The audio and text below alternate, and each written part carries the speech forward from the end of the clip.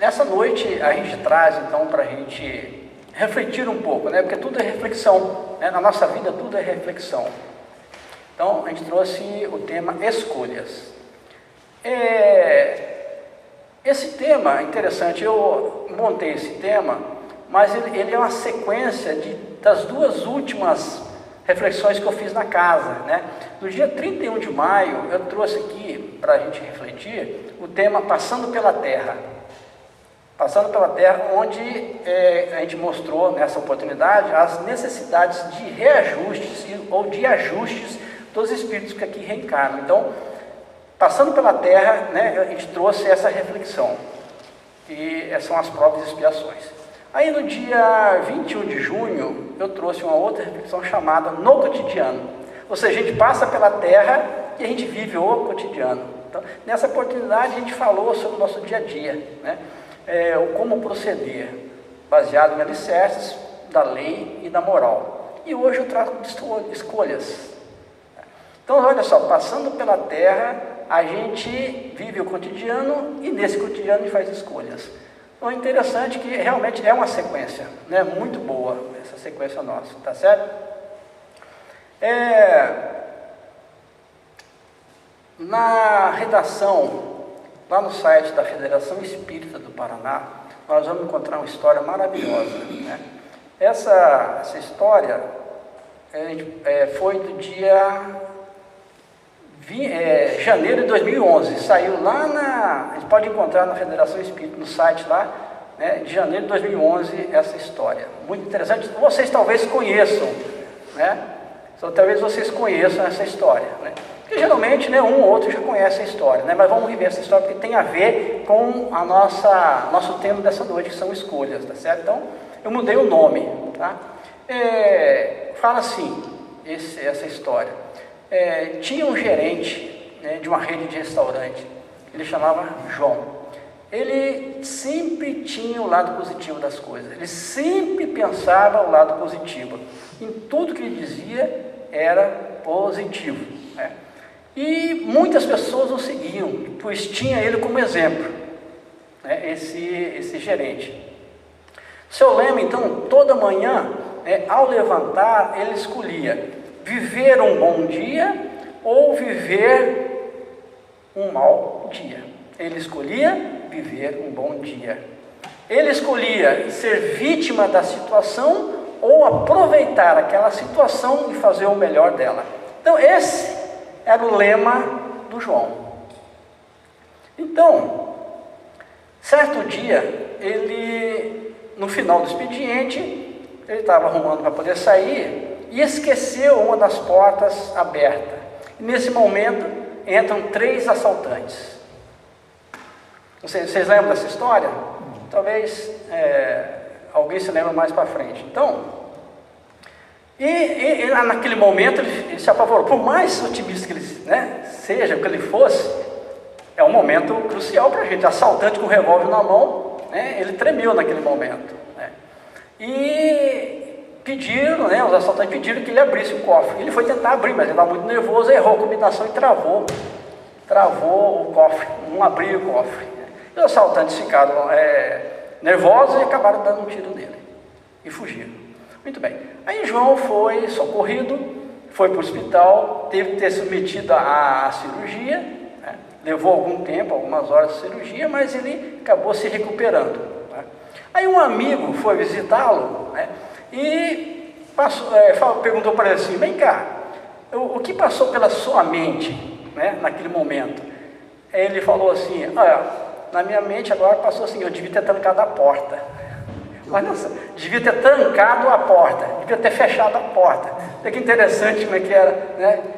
E ele falou assim: e baleado, eu tinha 2 escolhas, né? Ou viver ou morrer. Eu escolhi viver. É muito interessante isso. Muito bem. Aí ele, contando para um amigo, ele disse que na hora de for fazer a cirurgia, né, ele, assim, quase sonolento, perdendo o sentido, mas ele via a fisionomia dos médicos, das enfermeiras, né? Parece que ele lia na mente, né, o que os médicos estavam dizendo. Para ele, o médico estava dizendo o seguinte, ó, esse já era. Foi o que ele lia, né, pela palavra, aquele desespero dele, né? Então, ele sabia a partir daquele momento que ele precisava fazer alguma coisa, uma outra escolha da vida, né? Ele tinha que fazer alguma outra escolha. Nesse momento, a enfermeira chegou perto dele e falou assim: Seu João, o senhor é alérgico? O senhor é alérgico a alguma coisa? Ele falou: sim, e ficou quieto. Aí os médicos ficaram esperando ele falar, né, alérgico a quê? Ele perguntou: mas alérgico a quê? Ele falou assim: eu sou alérgico a balas. Aí todo mundo riu, quer dizer, ele sempre levava pelo lado bacana, né, irônico, ali do lado soft, né? E assim era a vida dele. Então ele falou assim para os médicos: operam-me como se eu estivesse vivo. Não me operam como eu vou morrer. Não, me operam como se estivesse vivo. Aí passaram os meses, ele se recuperou. Aí mesmo com fragmento de bala no corpo, ele, né, com cicatrizes, ele continuava sempre otimista. Nunca deixou de ser otimista, né? E então agradeceu, né, era grato aos médicos, né, e na sua escolha de continuar vivendo. Então, tirando os detalhes, né, e enxugando, né, a situação sobre escolhas, decisões a serem tomadas. Então, a nossa vida, a todo momento, nós estamos sendo submetidos a escolhas e ser tomadas decisões. Eu posso escolher, né, ficar feliz ou ficar triste. Eu escolho ficar calmo ou ficar nervoso, né? Então, esse é o nosso dia a dia. Viver em plenitude, né, por completo, e aproveitando as lições que eu vou enfrentando dia a dia, né? No livro Luz nas Trevas, do Divaldo Pereira Franco, através da mentora espiritual Joana de Ângeles, o que eu vou falar aqui agora, essas mensagens, eu já disse na reflexão passada, mas ele tem a ver, né, essas mensagens têm a ver com a nossa reflexão de hoje sobre escolha. Então eu estou repetindo rapidamente essas mensagens da Joana de Ângeles, através de Divaldo Pereira Franco. A cada instante, a vida se expressa dentro de um esquema que te surpreende. Nós vivemos constantemente sendo surpreendidos e temos que fazer escolhas. Eu estou falando rapidamente porque isso a gente já comentou. Procura descobrir a mensagem que te está sendo revelada. Dependerá de ti o esforço de hoje para a tranquilidade de amanhã. A minha escolha de hoje é o que vai dizer o caminho meu para o amanhã. Resolve os problemas existenciais simples ou complexos, com cuidado e gentileza, a fim de não produzir lesões emocionais noutrem. Pode trazer para você ou em outra pessoa, né? Onde esteja, como te encontres, não te apresentes, recorda que estás construindo o reino de Deus no coração, a fim de que reflita no teu entorno e se inicie naqueles com os quais convives. Aqui a gente sempre fala, né? O professor Babek fala, é a semente, né? Deus dentro de nós, a nossa consciência, nosso espírito, né? A nossa sementinha, o reino de Deus dentro de nós. Nós cultivarmos isso. Só vamos cultivar isso através das nossas ações, que são através de escolhas, né? Então, agora vamos começar basicamente a estrutura da nossa reflexão da noite. Ela está baseada nesse livro, Vivendo a Doutrina Espírita, volume 2, né, de André Luiz, do Espírito André Luiz, né, que na realidade são comentários do livro dos Espíritos, ok? Então, a nossa reflexão da noite é baseada nesse volume 2, Vivendo a Doutrina Espírita, tá? André Luiz fala, né, com o propósito de que temos que escolher o nosso próprio caminho. O caminho é individual e intransferível. Então é o seguinte, vamos lá. Qual será a escolha? Bem ou mal? Todos nós temos condição de escolher. Ou eu prestigio o bem, ou eu ando no mal. É uma escolha de cada um de nós, é ou não é? Nós temos essa escolha. André Luiz fala isso, né? Eu posso, através do bem, fazer uma caridade, fazer uma ajuda, levar uma ajuda a quem quer que seja. Ou eu posso fazer o mal, como existem muitas pessoas aí, né, nesse caminho do mal. Mas é uma escolha.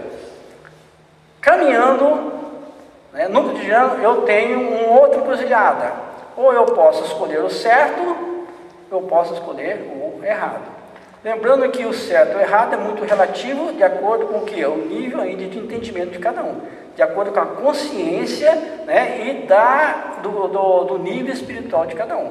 Mas o certo e o errado existe. O certo para mim pode ser errado por outro, para uma outra pessoa, mas no devido tempo o certo é certo.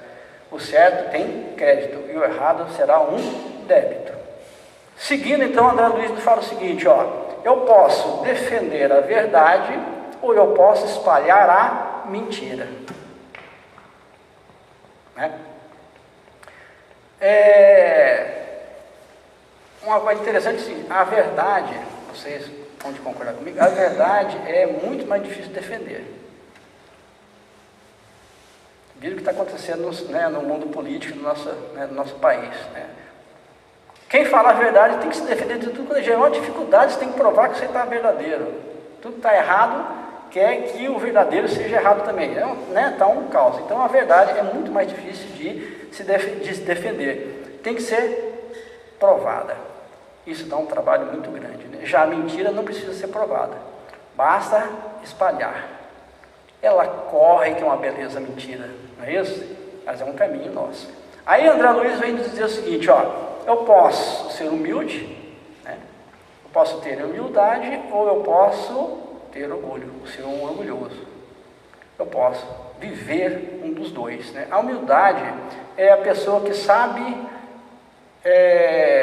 tem um expositor, acho que é Mário Sérgio Cortella, que fala sobre isso, sobre ser humilde, né? Ser humilde é a pessoa que sabe que não sabe tudo. É a pessoa que sabe que não é a única que sabe. É a pessoa que sabe que o outro sabe o que ela não sabe. Humilde é aquela pessoa que sabe, junto com o outro, que saberão um pouquinho mais. Humilde é aquele que sabe, junto com o outro, que nunca saberão tudo que precisa ser sabido. Isso é a humildade. E o orgulho? Quando julgamos ser mais do que o outro. Toda vez que a gente julga ser mais do que o outro, nós estamos sendo orgulhosos. Né? Nós nos contrariamos por qualquer motivo, qualquer coisinha a gente se contraria. Isso é um sinal de orgulho. Explode com a mínima crítica, é um sinal de orgulho também. Dono da verdade, ser dono da verdade, né? Menosprezar as ideias dos outros, né? E assim vai. Isso é o caminho do orgulho. Nós podemos escolher. É livre escolha, é o livre arbítrio de cada um, né? André Luiz vem dizer sobre isso. O orgulho se preocupa com quem está certo. A humildade se preocupa com o que está certo. Prestem atenção que tem uma diferença brutal aí, gente. Tem uma diferença brutal. O orgulho é quem está certo. A humildade é o que está certo. É muito importante, porque a gente lê, né? A gente recebe no Facebook, a gente recebe mensagem, as mensagens a gente lê, ai que mensagem linda, mas a gente não analisa, a gente não aprofunda o que aquela mensagem quer dizer. A gente tem que partir para fazer isso, a gente tem que começar, quem não faz, começar a fazer, a gente tem que analisar as mensagens, né, que a gente recebe. Aí André Luiz continua falando, ó: eu posso ter resignação, ou eu posso fazer uma revolta, eu posso agir com resignação, ou então acolher uma revolta, né? A resignação, assim, no frigir dos ovos, nada mais é do que submetermos à vontade de Deus, ou seja, as leis universais, né? Os mandamentos que muita gente fala, né? Ou aquelas leis que na doutrina espírita, lá no livro 3, né, do livro dos Espíritos, dá todas aquelas leis necessárias para que a gente possa usá-las no nosso cotidiano, em nossas escolhas, né? A gente pode também encontrar no caminho a calma ou então a cólera. Tudo isso encontramos naquele livro 2 de André Luiz, né? Vivendo a doutrina espírita, vivendo o mundo espírita. A escolha de cada um. Nós podemos escolher também ser hipócritas ou ser sinceros. Pessoas hipócritas ou pessoas sinceras. As pessoas hipócritas, aqueles que são hipócritas, respeitam somente aqueles que têm poder. As pessoas sinceras tratam todos igualmente com respeito. No caminho da escolha, André Luiz nos fala, eu posso agir com brandura ou eu posso ser agressivo. É uma escolha nossa. É importante frisar, né, que tudo é escolha. A todo momento nós estamos sendo submetidos à escolha. Nós temos que escolher, né, os nossos minutos, o nosso futuro. O que a gente vai fazer? Tudo são escolhas, né? A gente pode conservar a brandura ou então a gente pode preferir, né, distribuir a agressão. Paz ou conflito? O mundo está vivendo um conflito violento, né? São escolhas de muitas pessoas e muitos dirigentes. Talvez nem todos também são dirigentes, mas sim aquelas pessoas que, né, seguem os dirigentes, tá certo? Eu posso conquistar a paz, ou então eu posso estimular o conflito. É uma escolha nossa, né? Pessoas certas não existem. Somos todos errados procurando alguém que aceite nossas imperfeições.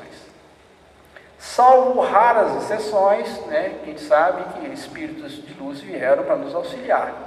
Então, né, a gente tem espíritos aqui que estiveram quase perfeitos, né, mas nós somos imperfeitos. Então, a gente o quê? Procura alguém que aceite nossas imperfeições, porque todos somos perfeitos, né? Ou então, levar ao desastre, né? Preste atenção nessas duas figurinhas, achei muito interessante ela. É um casal conversando ali. Pode ver que tem diferença um entre o outro, não só a fala, né, mas tem diferença no quadro. Uma delas, a mulher fala assim para ele: você sempre estraga tudo. Porque ele derrubou ali, né, tá vendo o caco no chão ali, ele derrubou. Ela falou assim: você sempre estraga tudo. E já no outro quadrinho ela fala assim, ó, fico chateada quando você faz isso. É uma diferença brutal. Parece que não, mas é uma diferença brutal. Olha a afeição dele num, olha a afeição dele no outro.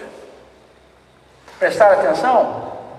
E nela falando, o jeito dela falar grossa na primeira, do lado esquerdo, falando grossamente, alto, na outra, calmamente. Tem diferença ou não tem? No trato cotidiano. Nós escolhemos isso. É ou não é? André Luiz veio nos alertar, a gente já sabe disso. Mas simplesmente ele veio nos alertar sobre isso, né? Eu posso usar de modéstia ou vaidade. Eu posso falar com modéstia ou então eu posso exibir vaidade.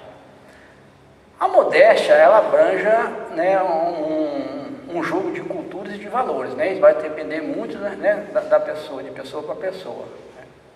A vaidade é uma preocupação excessiva, né, com as suas próprias habilidades, em levar, né, atratividade para os outros. Isso é ser vaidoso. Então a gente tem que prestar atenção, né, nesse caminhar nosso.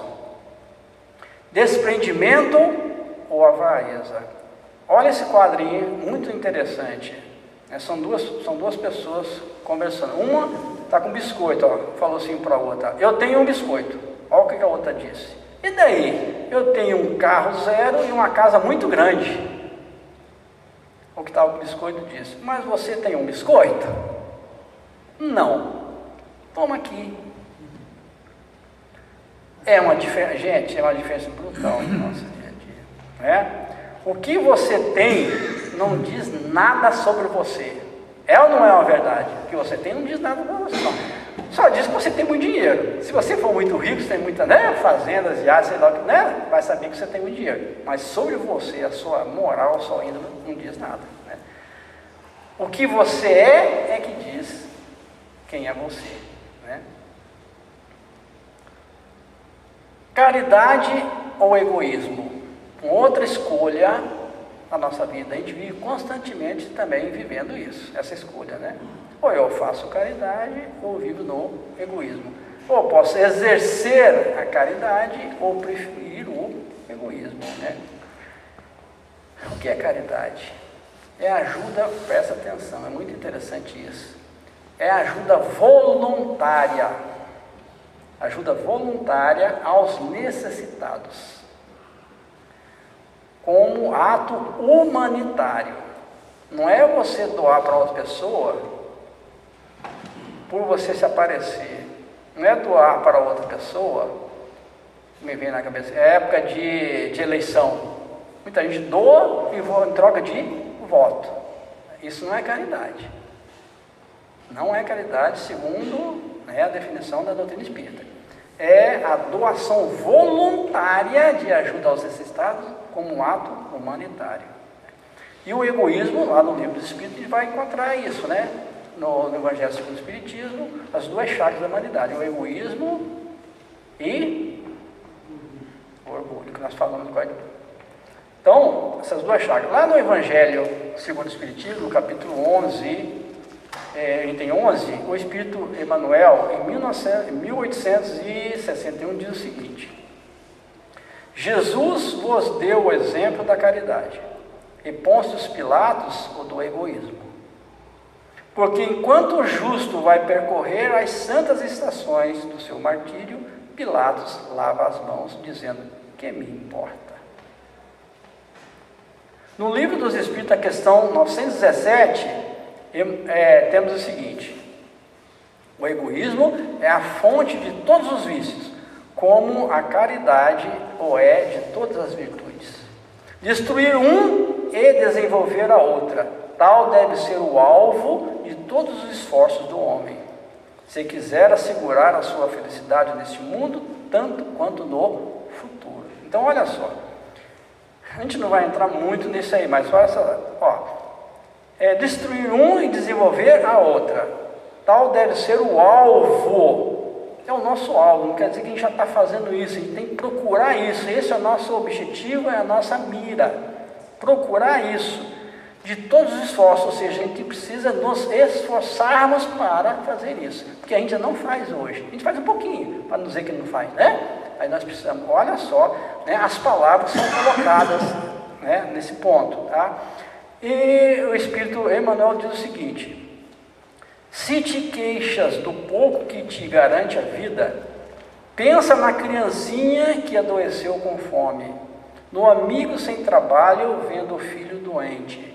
Reflete nos que sofrem muito mais que nós mesmos, e meditando em ti, darás graças a Deus. Precisamos refletir sobre isso, né? Tem um livre pensador americano do século XIX, Robert Ingersoll, ele diz o seguinte: as mãos que ajudam são mais nobres do que os lábios que rezam. Quantas pessoas vivem em igreja rezando e orando, né, e não ajuda nada o próximo? É o egoísmo, é o personalismo, né? Olha só o que esse livre pensador diz, do século XIX: as mãos que ajudam, amparam, né, que socorrem, são muito mais nobres do que os lábios que ficam ali, da boca para fora, né?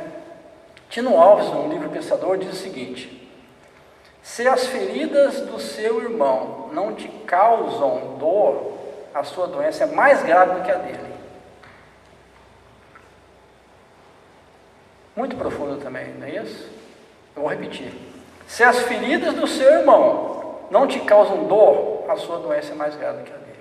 Se você não se comove com o próximo que está precisando, sendo necessitado, o seu problema é muito maior do que o dele. Precisamos refletir sobre isso, né? Então, no cotidiano, nós fazemos escolhas, né? Lá na redação do Momento Espírita, né, de fevereiro de 2015 também, a gente vai ter uma história muito linda. Está lá no site da Federação Espírita, né, a redação do Momento Espírita, tá? Quando estourou a guerra chinesa, a guerra civil chinesa, ela estourou junto com a Segunda Grande Guerra Mundial, né? Então a China entrou em guerra civil durante essa Grande Guerra Mundial. Essa história é de uma família, né? O Sr. Wong, a senhora Li e 4 crianças. Então, onde eles estavam morando, né, o exército revolucionário, o exército opressor, estava chegando perto de onde eles estavam morando. Então eles precisavam sair dali rapidamente, assim como muitas outras famílias precisavam sair de lá, porque senão eles seriam mortos, né? Aí o que fez? Então o Sr. Wong falou com a senhora ali que eles precisam arrumar a mala, né? E ele ia sair para arrumar um veículo para poder levá-lo, né, as malas deles, o que eles podiam levar naquele momento, né? Porque o Sr. Wong era caçado pelo exército porque era um nobre professor, e naquela época, né, a China estava querendo reprimir todos eles, tá certo? Então, aí o Sr. Wong saiu para achar um veículo, né, para carregar as coisinhas que eles tinham de emergência, e a senhora ali ficou ali com as crianças arrumando os apetrechos, muito apreensiva, porque a qualquer momento podia chegar ali salteador, ou então o exército, né, opressor da China, tá certo? Aí passaram algum tempinho, aí chega lá o Sr. Wong com um jiriquixá. Vocês conhecem o jiriquixá? É isso aqui, ó. Tipo uma charrete, uma charretinha puxada por um condutor. A nossa charrete aqui é puxada por um animal, né?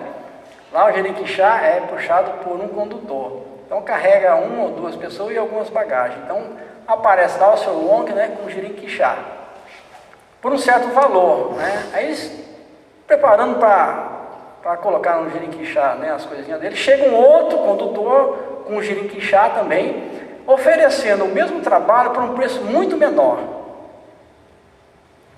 Aí, como eles estavam passando por um aperto, né, o Sr. Wong falou assim: não, tudo bem, então eu aceito, preço menor, então eu vou aceitar. A senhora ali falou: não, eu não aceito. Nós vamos com o primeiro, mesmo sendo mais caro. Por quê? Porque ele se deslocou de lá para cá, num perigo, para nos atender.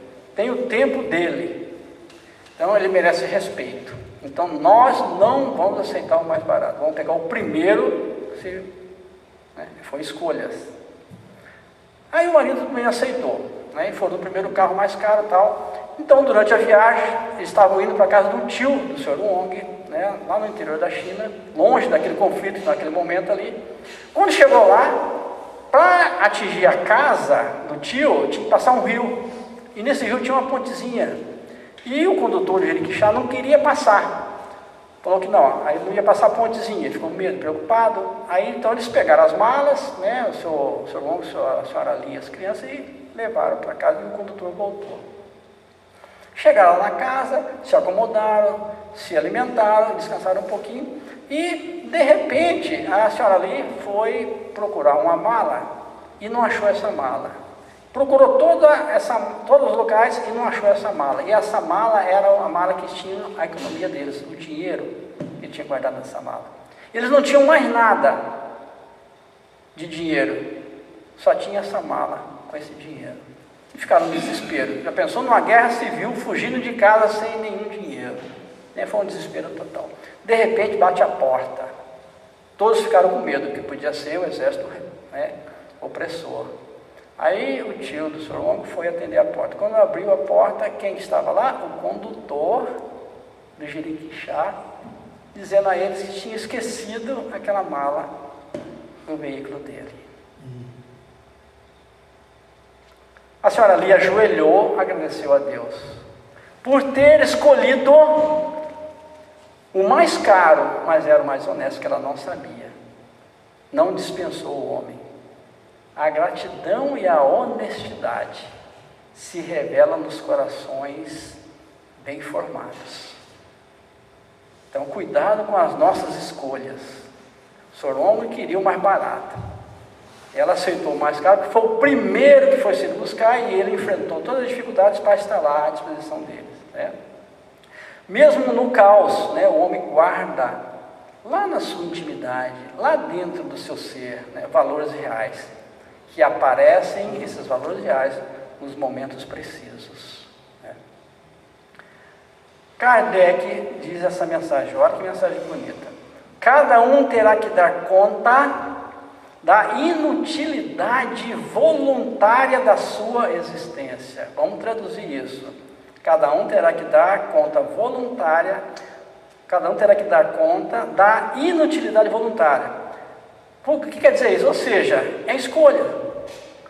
Se eu sou um inútil, eu que escolhi ser um inútil, certo? Entenderam? Pois a escolha pessoal é de cada um. Então cada um terá conta da sua inutilidade voluntária, ou seja, da sua escolha. Não tem por onde a gente correr, né? No livro Missionário da Luz, capítulo 13, sobre reencarnação. Inclusive, está estudando esse livro agora, e essa semana passada a gente estudou, e eu achei muito interessante trazer, né, essa mensagem aqui para vocês. O homem do futuro compreenderá que as suas células não representam apenas segmentos de carne, mas companheiros de evolução, credores de seu reconhecimento e auxílio efetivo. Sem esse entendimento de harmonia no império orgânico, é inútil procurar a paz. Nós precisamos do nosso corpo para abrigar o espírito, senão nós não estaríamos aqui. Então, o homem do futuro compreenderá que a nossa célula não representa apenas a parte física, apenas o órgão, né? Mas sim algo necessário para acolher o espírito para a devida evolução, né? Camila era uma jovem que ia completar seus 15 anos na semana seguinte. Então, os pais dela deram a ela uma viagem no cruzeiro para os 15 anos, e lá ela iria completar os 15 anos e ter o seu baile debutante. Ela ficou muito contente, alegre, saltitante por isso, né, e iria viajar num cruzeiro. Entrou no cruzeiro, se alojou, se acomodou, e durante o dia ela estava passeando no convés do cruzeiro e encontra um rapaz. Quando ela olha para esse rapaz, ela olhou e viu que para ela era o rapaz mais lindo do mundo que ela tinha visto até então, né? Ela se aproximou do rapaz e se apresentou dizendo que ela era Camila. E o rapaz se apresentou dizendo que ele era Raul. Se conheceram e passaram então o resto do dia juntos ali conversando. No início da noite, Camila retorna para o seu camarote, dorme, ansiosa para o dia seguinte acordar e encontrar o Raul novamente. Adolescente é assim, né? Até a gente também de vez em quando né? A gente fica ansioso quando conhece a pessoa, né? Quando eu conheci Gabriela, então, eu ficava ansioso em reencontrar a Gabriela, né? Então, essa era a jovem, só que ela tinha 14 anos, já estava bem mais velha, né? Mas, então, levantou de manhã cedo no dia seguinte e trocou roupa. Quando ela abriu a porta, ela encontrou na porta, à beira da porta, uma rosa azul. E ao lado da rosa azul tinha um bilhete escrito: para a garota mais linda que eu já vi até hoje, assinado Raul. Pronto. Aí você imagina, né? Aí que ela ficou saltitante, ela dava pulo de alegria, né? Cambalhota e tal, se arrumou e desceu. Chegou lá no saguão do café, estava lá quem? Raul, sentado, esperando a Camila chegar. Que coisa mais linda, né? Sorriso foi aqui, não é isso? Ficaram juntos lá no café e passaram o dia, né, se curtindo os dois jovens, né? E assim se passaram os 6 dias que ela ia ficar lá, né? E todas as manhãs uma rosa azul, tá? No último dia ia ter o baile de debutantes em que ela ia debutar. Então ela encontrou o Raul e os dois, né, dançaram juntos. Terminado o baile, Raul leva a Camila então aos seus aposentos. Camila, com apenas 15 anos, né, achava segura do seu amor por Raul, assim como todos os adolescentes, não é mesmo? Aliás, até a gente também com certa idade, às vezes também acha que né, que a gente está seguro do amor, né? Mas no caso Camila, 14 anos, completou 15 naquela noite, né? Então naquela noite ela entregou ao Raul de corpo e alma. Na manhã seguinte, Raul foi embora, tá? E na manhã seguinte acorda a Camila, abre a porta para ver se tinha a rosa azul. Não encontrou a rosa azul, nem encontrou o bilhete, e muito menos encontrou Raul. Ela encontrou um cofre, né, de prata, entalhado na tampa do cofre rosa azul. E ao lado tinha um bilhete, dizia o seguinte: abra somente quando você chegar na sua casa. Você imagina uma mulher com aquele cofre que ele não podia abrir, só abrir quando chegasse em casa. Já pensou a ansiedade da mulher, né? Da menina, nesse caso, né? Muito bem. Terminou o cruzeiro, ela foi para casa correndo, chegou em casa, quando abraçou o pai e a mãe, beijou ele e subiu para o quarto. Foi para o quarto para abrir o cofre. Bom, aí abriu o cofre. Ao abrir o cofre, ela olhou dentro do cofre, começaram a cair lágrimas nos seus olhos, rolaram pela sua face. E tinha um bilhete lá dentro. O que ela encontrou lá dentro? Uma rosa negra e um bilhete. Por isso que ela chorou. Pegou o bilhete, estava dizendo o seguinte: bem-vinda ao mundo da AIDS. Rosa negra, bem-vinda ao mundo da AIDS.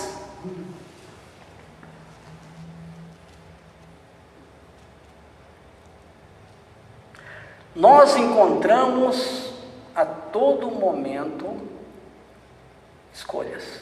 Nós estamos sendo submetidos a todo momento escolhas. Vocês escolheram estar aqui, me ouvindo, né? Muitos outros não estão aqui ouvindo isso, né? Vocês estão aqui, são escolhas, não é isso? Gabriela não teve escolha, teve que vir para filmar, né? Mas, né? Ela podia não recusar, né? Não podia não vir aqui. Muito bem, nós somos feitos de, nós enfrentamos nosso dia a escolhas.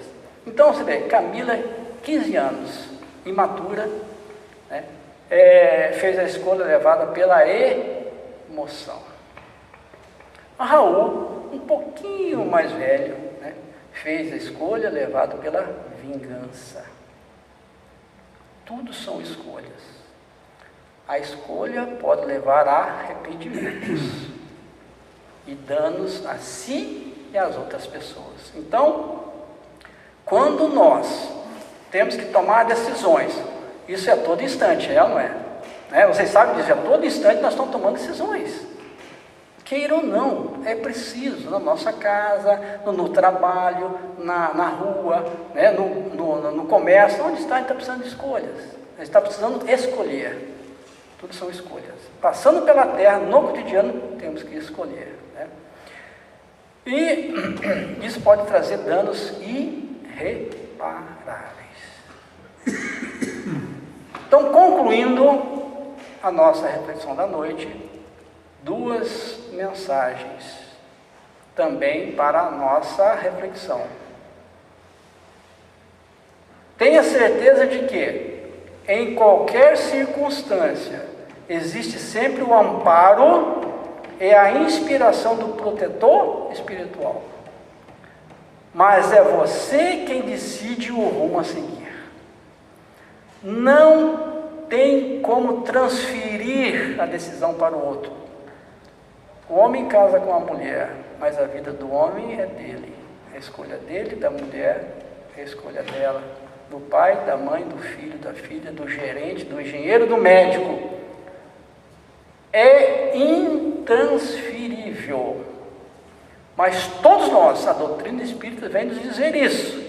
Todos nós temos o protetor espiritual. Uns chamam de anjo, né? Outros chamam de guardião, né? Todos nós temos protetor espiritual, nos tentando direcionar, dando inspiração. Todos, sem exceção. Então, toda vez que formos fazer uma escolha, nós possamos refletir e pensar sobre essa escolha, porque vai atingir ou a pessoa ou outra pessoa. Não tem como, porque tudo são escolhas. Ainda, você colherá o justo, compatível com a sua semeadura. Quem planta trigo, vai colher trigo. Quem planta feijão, vai colher feijão. Certo?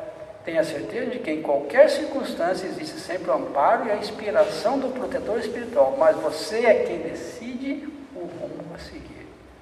Você colherá o justo compatível com a sua semeadura. Né?